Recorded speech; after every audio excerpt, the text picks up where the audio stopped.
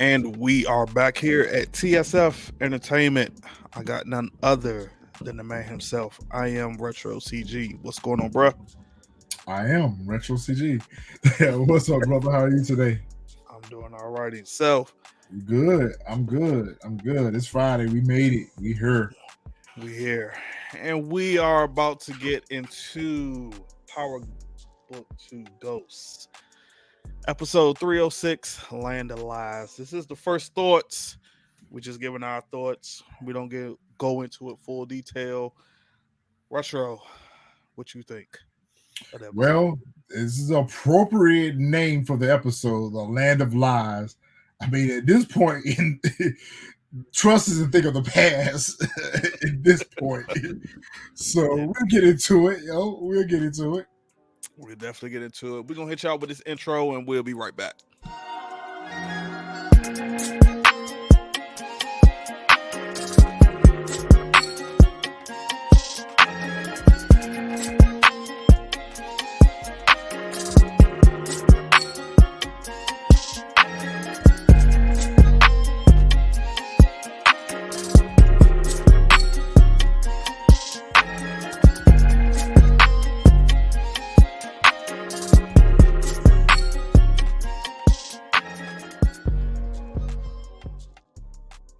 And we are back. Retro, like you said, we was gonna get into it. So your first thoughts. The episode wasn't bad, but it was my least favorite so far. Um, I wasn't too fond of this episode. Uh, there's a couple of things I'm gonna save a lot of that for Sunday's panel, but least favorite episode for me. Um, it's crazy that we're on the sixth episode already. Like it seems like we wait 2 years. It seems like we wait forever and a day for these seasons to come back, and the episodes they fly by so fast. They fly by so fast, and I feel like the story is moving so fast. Like they are really giving us conclusions to a lot of the stories the next episode. So I do like that part about it. Looking back, at first, I was like, "Oh, you know what? This was a good episode."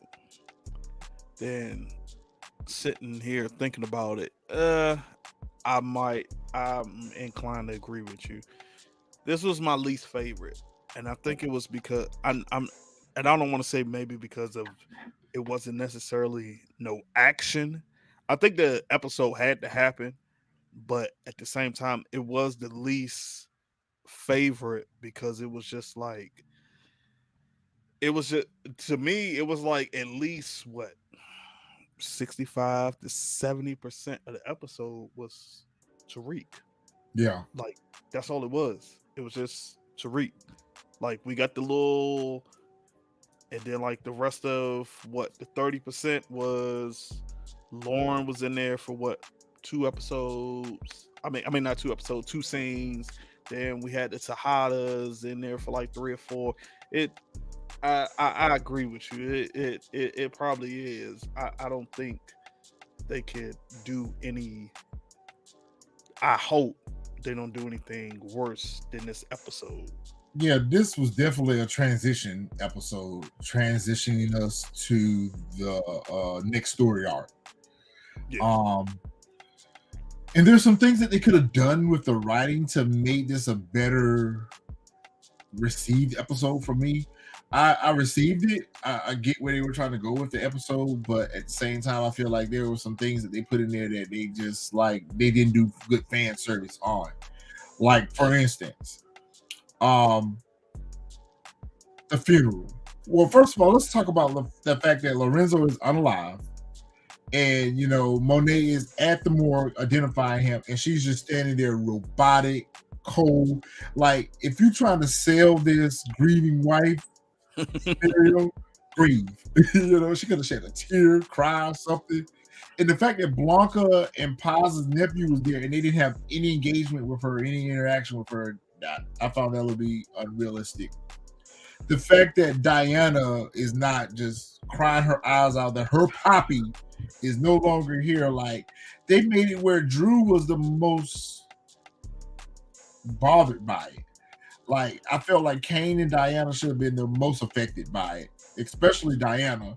They didn't do a good job selling us that. Yeah, they didn't. I think it was. I think they just thought it was. I'm trying to think of the saying, unsight, unseen, whatever. Yeah, However it goes, yeah, I think that's what it was because remember when, and I didn't think it was going to be Monet that called them to tell them. I thought it was going to be like they were just going to. I don't know who was going to call them, but it was just like how they showed how she called all three of them to say, "Hey, you know." And I guess at that point, like we didn't really see like their grieving process. The Monet scene, like I thought the same thing, but she went to go see the body. I was like, okay, that's where you're not going to try to show any type of emotions. But then I'm thinking like, okay, well, maybe she has to show like, she's in a shocked emotion or yeah. And people something. grieve differently. I get it. Yeah. And that's why, and she doesn't want the, the feds to pick up that she might have had something to do with it. I figured like after Diana's little exploits when she got the call, like, we didn't see, that's why we didn't see, her or whatever. But it was just like the whole thing was weird how it jumped from at the morgue, phone calls made, and then everybody's at the house. Now, if anybody knows me, I don't do funerals. I haven't done funerals. I can't even remember when my grandmother died, but that's neither here nor there. But I'm still lost at why everybody was at the house before the funeral. And I thought somebody said that was a repass, Yeah. but I thought repasses were after a funeral. Yeah, usually like the night before the funeral, people come down to the family house to pay their respects or whatever. Especially Okay. people who are not able to make it per se, maybe to the funeral, or if it's a private ceremony. And that to me should have been a private ceremony. It shouldn't have been a public thing because that's my next grievance I had. You got the feds, everybody's at the funeral, and there's a whole shootout at the funeral and there's no reaction from law enforcement whatsoever. I didn't understand that either. You I got was Blanca and Jenny sitting at the back that's trying to prosecute them, and there is no interaction whatsoever from them other than them peeping Diana on their hidden camera. at all. And that's why I was thinking like, okay, well, did they leave before the Maybe, shots went? yeah, maybe They they left did? before the shots bust. I Yeah. guess. Cause I was thinking like I'm for sure because at some point I felt like, oh, maybe they're gonna come out. Well, at least not Jenny, but thought maybe Blanca would come out and join the shootout. And they never came out. So I'm starting to wonder if maybe they left before the shootout happened. Yeah, because especially with them busting back, the Castillos, the Tejadas, they all busting back. And I'm thinking to myself, ain't none of these weapons registered. Y'all all got records, everything. Right, all these things got records, so y'all busted. um, and going back to the morgue scene, what was Paz's nephew there for? Like, what was the? Why is the DEA? What is the DEA doing there at all? I think because oh, that's right. I forgot they got his phone. I don't know why they was there. I'm thinking because I guess maybe she just feels it's connected to uh the undercover officer that died Yeah, or whatever. Whitney. Yeah, Yeah, and they were the ones who did it. I'm not. You just brought up a valid point because I forgot that they went Drew and then went and stole his phone. So I'm not even sure why they were there. That's a good question. I'm I gonna don't have know to what go they were back there and for. I'm gonna have to go back and relook at that again and and Um, and see. I'm really I'm really a little frustrated with what they tried to do with Tariq this season, this episode. I get where they were going with it, but it was just so reminiscent of season 6, episode 1, Power, when Tommy had unalived Angela Yep. and Ghost went over there and confronted Tommy, and they got to fighting. That whole scene with him and Brayden reminded me of that. Yeah. Him confronting Effie, and like he confronted Brayden with more aggression than he did with Effie, I guess because he had feelings for Effie or whatever the case may be.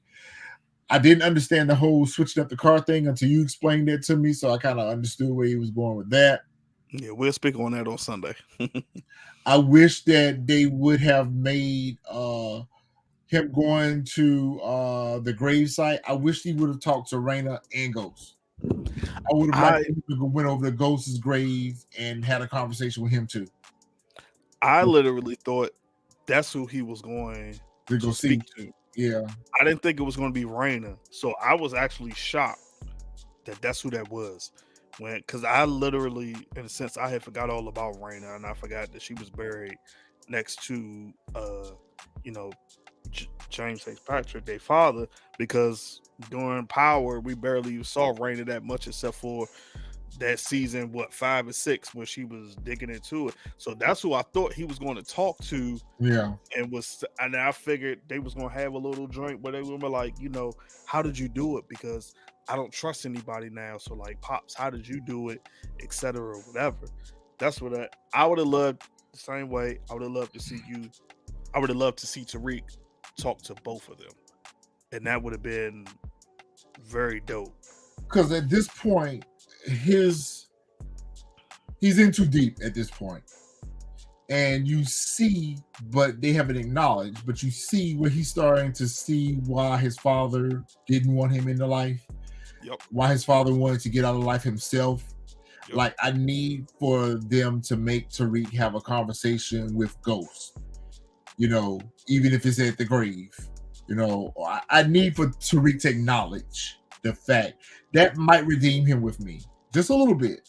I still don't like the character, but that might redeem him a little bit if he goes back and realizes that I made a big mistake unaliving my father. That the things that my father was trying to prevent me from doing, I'm in way too deep right now, and I can't get out of it. Yeah. Because so those were the things that in the episode that I didn't like. I don't really understand what they're trying to do with Sax. Again, they're flip-flopping him. They're making him, bounce back and forth. Him going to Tate and having to use Tate to get a favor, to get that's unrealistic. Sax worked in the prosecution's office. You can't tell me that Sax ain't got a judge in his pocket. Like, Sax could have got that done another way without having to use Tate. But again, it's trying to figure out what we're going to do with the Tate character. So he's always got to be the go-to guy for everyone that want to get something done dirty. Like, Tate shouldn't be that connected that he could get a favor done in the prosecutor's office when you just worked at the prosecutor's office. It's like he should have someone that he could call up for a favor. I mean, that's true, but remember, he got fired from there because of the whole situation, him planting that stuff in what you would call his apartment. So what little connect that he did have, he probably lost from planting that evidence. Yeah. So he probably did, I guess. But yeah, that whole scene could have just been like, it could have been shorter, could have been scrapped out. I didn't like that scene either. I was just like, but I'm guessing it's going to lead up to something bigger, which is why they put that scene in there. But I felt like, yeah, that could have been gone. And then to go back to real quick, what you said is man, I had the point right at the tip of my tongue. What was before this? We were talking about the Tariq. Was it Tariq? We were talking about Tariq. Yeah. Okay. Yeah. As far as him talking to Ghost. Yeah.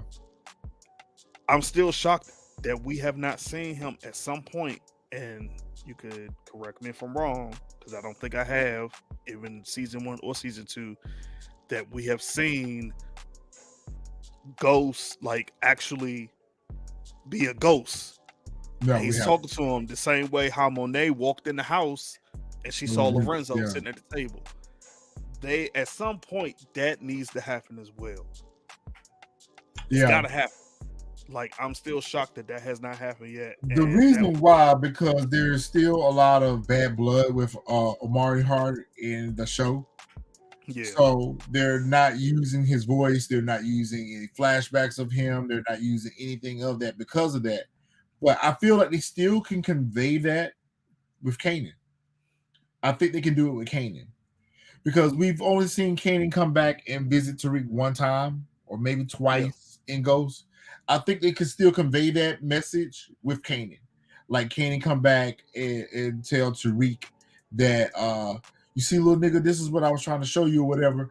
And then maybe Tariq have a conversation with Kanan saying that nah, my father was right. I should have rocked with my father instead of rocking with you. They could still convey that message to the audience, but use Kanan to do it. But I can't see them doing that now either because 50 Cent is at odds with the network. So, like, I don't know how else they could do that unless it's a conversation GI. with him and Tasha. Yeah, they could do it with that. I They mean, could at do it. this point, I really thought they were getting ready to do it with the grandmother. That's what I was waiting for. When that grandmother showed up, I really thought that with Estelle, they were getting ready to give us that because they couldn't use the two characters that we needed to see with Kanan, mostly with Ghost. I thought they was going to use Grandma Estelle to have that conversation that we're waiting for Tariq to have with someone, that he made the mistake of unaliving his father and that his father was right. yeah. But I She don't think told that Tariq has fully accepted that. Yeah, because she told him. She was like, the reason why all this is happening is because you reap what you sow. Yep. Like, and she hit it on the nail. Like when she was just like, all your lies. That's the reason why Raina got killed.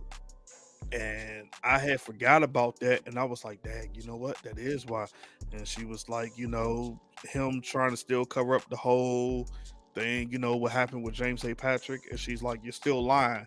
Like she just saw immediately right through him and knows everything that's You're the going on. reason why Tasha not here no more. Yep. That's the reason Tasha's not here anymore. So, I mean, yeah, it's now like you said. Now that we're sitting here talking about it, it's so much they could have done with the entire scene. The whole Lauren thing, I'm getting over it now. I kind of wanted to be done with. It's like I didn't understand, and it wasn't until she brought it up because I was lost. That little flashback where like she walks in the house and she's like, "Mom, Dad," and I thought like she snuck back to Jenny's um house. yeah, the Jenny's house, and I was like, "Why are you She at home home. for you?" And so that immediately made me think, like, "Oh, so this whole scenario is a dream. Like none of this is happening." Even the confrontation with Tariq, I thought it was a dream too. Yeah.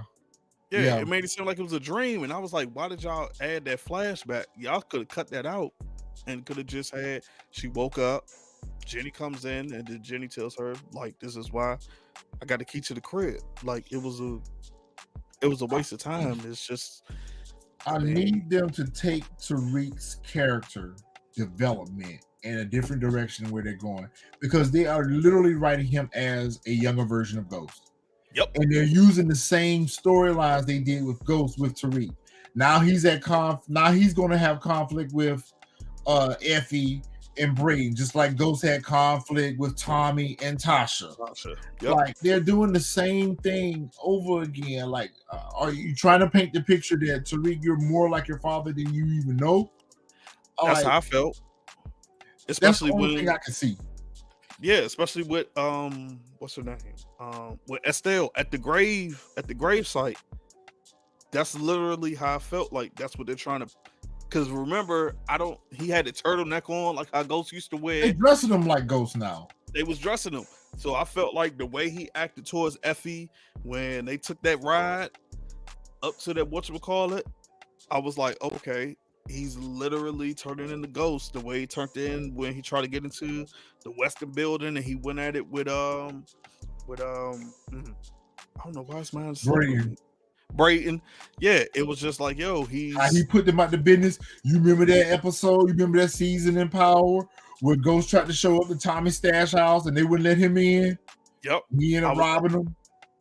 I was like, yo, I was like, y'all oh, look, this is familiar. all of this is familiar. I'm like, y'all just rewriting it and just putting different characters in it. Yep. And the whole Kane and Effie, I feel like that's nothing more than like Tasha and although it's not Terry although Silver. Kane's not it's just like now they're trying to flip it to push it all on him. It's like Yeah, I but I mean actually kind of want to see Effie and Kane together. I think I like their chemistry better than I did with Tariq. I don't think they're going to be together, but I'm going to explain. I will get in more full detail on that on Sunday. I don't think they're going to be together though. Okay, we'll see. I really wanted to have a conversation with Monet and either Gordo or either Monet and Evelyn. I really wanted to see, especially with them being at the funeral, I really wanted to see some type of interaction with them where Evelyn approaches Monet and say, I know you did this. I know you're behind all of this or whatever. I even wanted to have seen Gordo tell Drew that the Russians did it. Like I was confused as to how Drew automatically assumed that the Russians were the ones that unalived his father. I needed to see a scene where Gordo planted that seed in his head to cover his own tracks. It didn't make sense. It didn't make because sense. it just out of nowhere. And especially because it was his idea to take out the Russians. It was his it idea. was Drew's idea to take out the Russians. So it was Drew's idea. And then remember at the repass, Monet says to him, when he says it was the Russians, and she says, "Who told you that, Gordo?" And I was sitting there like, "Ain't none of y'all." All they could have had him say was yes, and that I was sitting there like, "Yo, that's not giving you." I was like, "Yo, she just gave you the red flag." Like, "Yo, she's like it was Gordo." Like, she's kind of giving y'all the who killed y'all, who unalived y'all father, and like y'all not paying attention. Like, right. Like it, yeah. Because like he should have reacted to that by saying, "Yeah, Gordo told me that," or, "Well, why would you think Gordo told me that?" That's what I thought he was going to follow up with. I thought he was going to follow up with, "Why would you say that?"